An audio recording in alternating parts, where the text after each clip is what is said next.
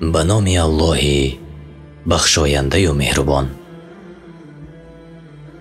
امروز ما باز تصمیم گرفتیم درباره عمر فاروق با شما صحبت کنیم. فهم و فراست عمر ابن خطاب رضی الله عنه.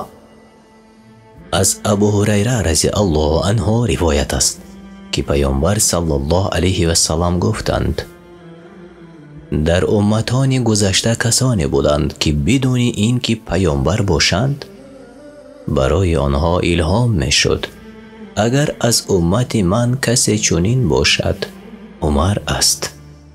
از کتاب متفقون علیه. در این حدیث کلمه اگر معنای تاکید را دارد، چون که اگر چنین آدمها در امتان گذشته وجود داشته باشند پس امت محمد صلی الله علیه و سلم اولاتر یعنی بالاتر است که چنین شخصیت داشته باشد، به خاطر آن که امت محمد صلی الله علیه و سلم بهترین تمام امتان است. بلندی منزلت عمر ابن خطاب رضی الله عنه.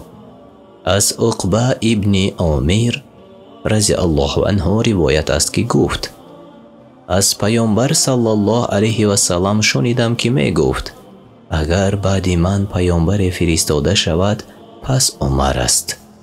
روایت امام احمد و ترمذی، حدیث صحیح. از ابن عمر الله از او راضی باشد روایت است که پیامبر صلی الله علیه و سلم گفتند: الله حق را در دل و زبان عمر نقش کرده است. روایت امام احمد و ترمذی، حدیث صحیح. از ابن عمر الله از او راضی باشد روایت است که پیامبر صلی الله علیه و سلم گفتند: رحم دلترین امتم بر امتم ابوبکر است و سختگیرترین امتم در دین الله عمر است. روایت ابویعلا. و از حذیفه الله از او راضی باشد روایت است که پیامبر صلی الله علیه و سلم فرمودند: بعد از من به دو کس اقتدا کنید یعنی پیروی کنید، به ابوبکر و عمر. روایت ترمذی. و این لحظه در موضوع شهید شدن عمر صحبت میکنیم. از انس الله از او راضی باشد روایت شده است که گفت پیامبر صلی الله علیه و سلم با همراهی ابوبکر و عمر و عثمان الله از آنها راضی باشد بالای کوه احد برآمدند. ناگهان کوه به لرزه درآمد.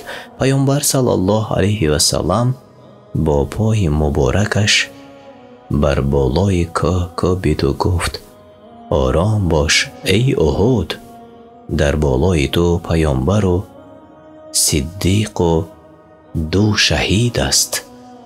روایت بخاری. مقصد پیامبر صلی الله علیه و سلم از دو شهید حضرت عمر و عثمان الله از آنها راضی باشد بود. موافقت سخنان عمر رضی الله عنه با قرآن. امام بخاری و امام مسلم از حضرت عمر الله از او راضی باشد روایت می کنند که گفت: سخنان من با قرآن در سه جا موافق آمدند.